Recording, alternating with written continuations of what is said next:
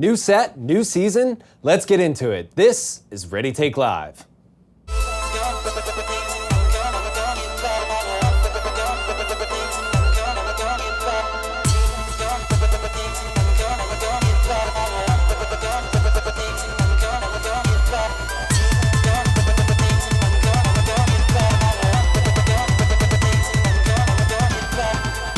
Welcome back to a brand new season of Ready Take Live, where we give you the latest in broadcast tech and entertainment centered around live video. We help you stay up to date on all the cool new products and help you bridge the gap between big budget broadcast and live social streaming. We do this show every Friday from LiveX Studios in Midtown Manhattan, just west of Times Square. So get notified each week by subscribing to @LiveX Production, and for the best viewing experience, subscribe to our YouTube page to watch in 4K. Now, we cannot thank you all enough for all the support and feedback we've received, so we retooled and geared up for a new season. Are y'all ready? Ready. Yeah. Ready. Let's do it. Do it. All right, now let's catch you up on some of the cool things we were up to while we were away. This is Ready Take Live, and this is a LiveX news segment we call What's Going On?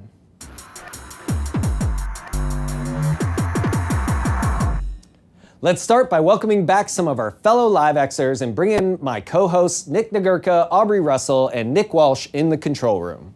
Hello. Hey guys. Hello. What up? What a summer, right? Crazy, wasn't it? Oh my God. To say it was awesome would be an understatement. We were a part of some great shows this summer, and we wanted to kick off the new season by sharing our excitement with you. Yeah, let's talk about what guys, you may I'm have Rob missed Maynard, creative since we director were of last LiveX, on air. host of Ready Take Live. Let's start with NAB back in April. Yeah, that was a good time. We teamed up with Wowza to produce studio sessions at NAB. Throughout the week, we were joined by engineers, executives, and content creators live on the Las Vegas show floor in the studio Wowza built out of their booth.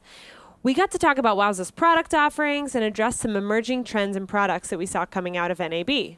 That's right. We showcased the Wowza Clearcaster throughout the show, which we use for Facebook Live on all our productions. We really like the Clearcaster. It provides redundant encoding capabilities and a natively paired encoder with Facebook, so there's no RTMP configuration or streaming specs needed. But the best part is the talent view, which lets you know you're in the exact moment you're live on air. It's really great, and if you're watching this on Facebook, then you're getting the benefits of 1080p streaming from the Clearcaster encoder. Let's move on. After NAB, we joined Streaming Media Magazine to help coordinate the discussion panels for the live streaming summit at Streaming Media East. Over 2 days at the Midtown Hilton here in New York, we helped put together 21 speakers who discussed the issues and education behind today's live streaming and production landscape. I was lucky enough to lead a talk on the future of live streaming, where I was joined by the co-directors of broadcast engineering at Cheddar, Ryan Gordon and Aaron Fulmer. One of the biggest moments of the conference was when Aaron Connolly from Facebook gave the opening keynote and said Facebook has had over 3.5 billion live broadcasts in the last 2 years. Daily broadcasts have increased 1.5x in the last year, with 6x more interactions on live versus regular videos, and over 150 billion reactions. Pretty cool, right? Right after that, we worked on a game show for Bolero. Live on the Lanes, or LOL, was a bowling game show that aired on Facebook Live. This was an 8-camera show, with 4 of those being Blackmagic designed micro studio cameras, which we have in our studio, that were rigged at the ends of the lanes, giving us 6 shots of the ball coming down the lane and then a quick cut to it hitting the pins. Our dev team used likes and comments to allow viewers to vote on contestants and win money while watching online. This interaction with viewers while live is really hot right now, and it was exciting to provide this for our client. LOL was a 5-episode series, with the first 2 taking place in LA and the last 3 just over the river in Jersey. While Aubrey was producing Live on the Lanes, we were lucky enough again this year to be invited back by the United States Golf Association to work on the 118th U.S. Open Championship, live from Shinnecock Hills in Southampton, New York. We streamed live each day the practice rounds with live golf and interviews, going out to the jumbotrons around the golf course, as well as the U.S. Open and USGA's Facebook and Twitter accounts. We featured 2 U.S. Open live sets, as well as press conference coverage and field teams out on the course with the players as they prepared for golf's ultimate tests. Our hosts met with golf's greatest players like Jordan Spieth, Brooks Koepka, Phil Mickelson, and Tiger Woods. And the highlight for me was an interview we had with the legendary Jack Nicklaus, talking about his USGA championships and what it takes to win at the United States Open. I'm also happy to report that we did not lose audio during his interview or take tone to air. When Gene Andrews started doing walking off golf courses and measuring distances.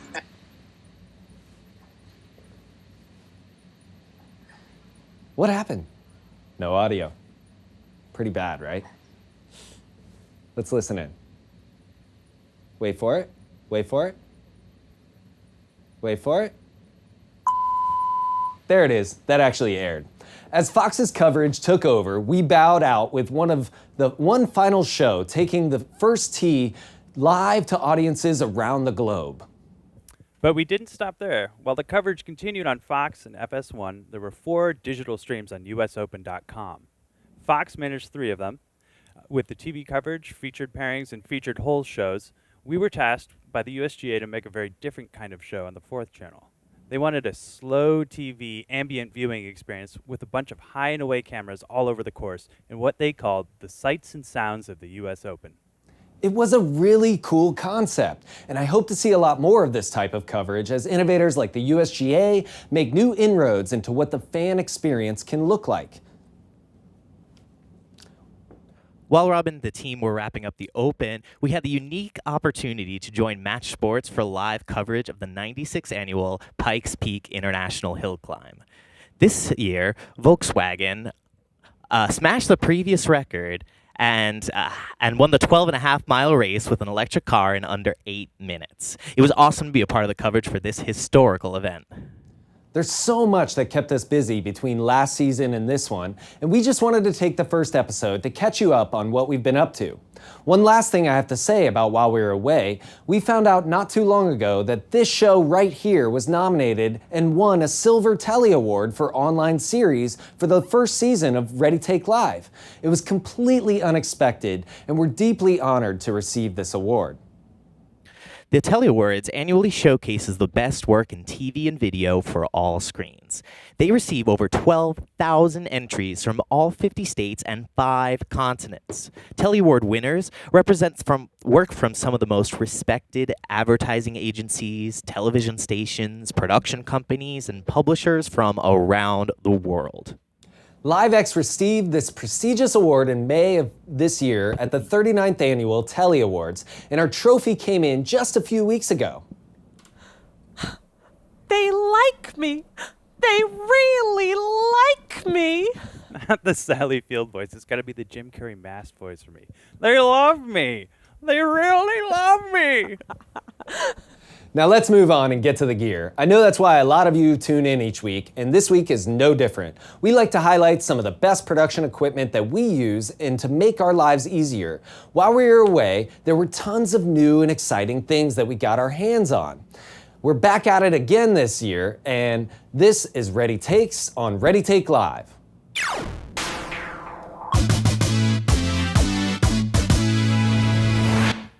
Well, where do we start? I think we talk enough about video on this show, so let's start with our senior audio engineer, Nick Nagurka, and see what he's into at the moment.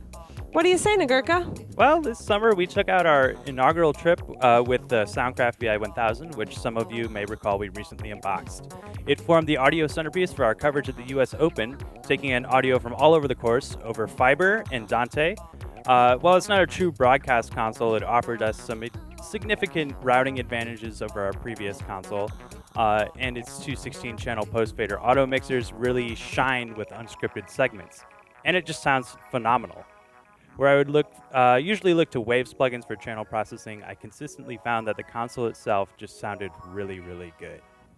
Yeah. The next thing we have to talk about is the 20-minute long review and demo of the Blackmagic Ursa broadcast camera versus the Ursa Mini Pro. As some of you may know, we use the Ursa Mini Pro cameras here in the studio, but we recently built out field kits with the all-new Ursa broadcast camera, which suits us much better in the field due to the ability to use more traditional broadcast lenses and equipment that work with 2/3 inch sensors. Some of the highlights of the video, we're talking about the differences between the two cameras, why one or the other is better in different situations, and how to match the two together. I also cover what accessories to get for these cameras and side-by-side comparisons of their associated in-camera LUTs. We won't show you all of it here, but check it out on our YouTube page to watch the full review video in 4K resolution. Hey Aubrey, what do we got next?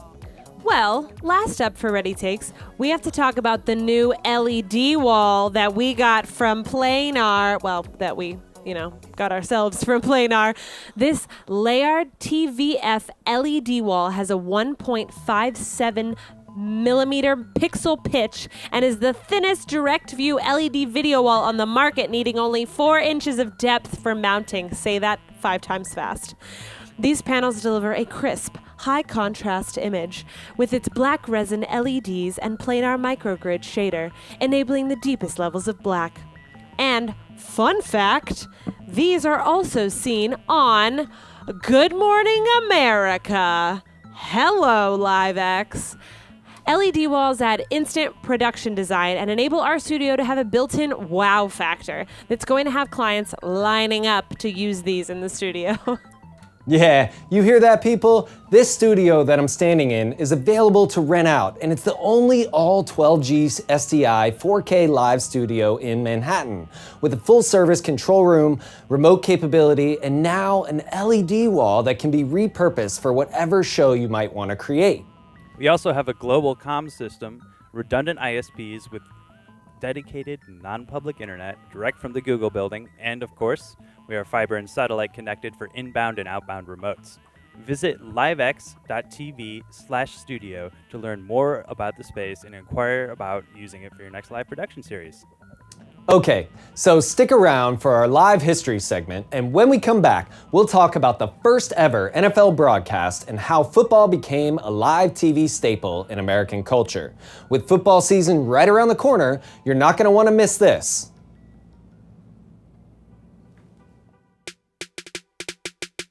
The Wowza Clearcaster is the first ever encoder made in partnership with Facebook for Facebook Live.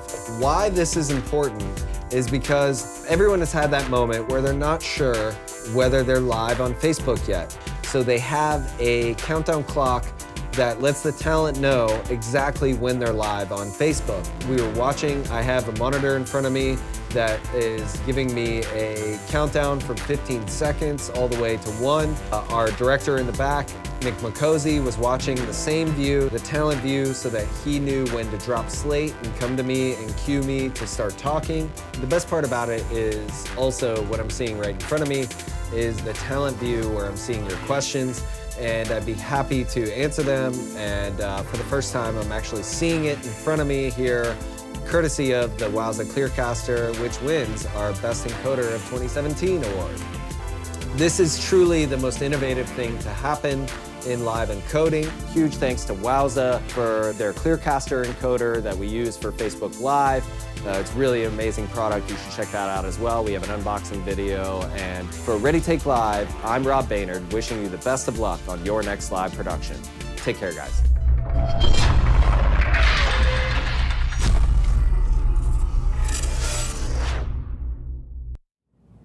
Welcome back to Ready Take Live. I'm Rob Baynard, and we're so glad you joined us for the start of Season 2. Don't forget to share this out with your friends and colleagues, and drop us a note in the comments down below. Let's get into some live history where we like to highlight a significant moment or an important figure in broadcast and streaming history so that we can all learn a little more about where this industry started and where it is today. This is Ready Take Live in depth, and this is Live History.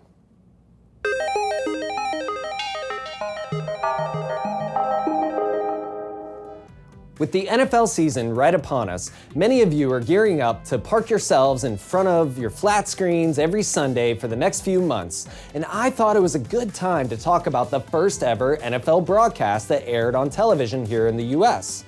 Aubrey, take it away. NBC was actually the first major television network to cover an NFL game.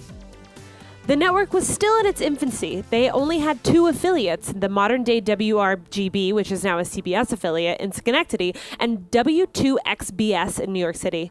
On October 22nd in 1939, NBC broadcast the first ever live televised National Football League game between the Philadelphia Eagles and the Brooklyn Dodgers. Portions of that game still survive on films, but the film is not footage from the telecast itself, because recordings of television broadcasts did not begin until 1948.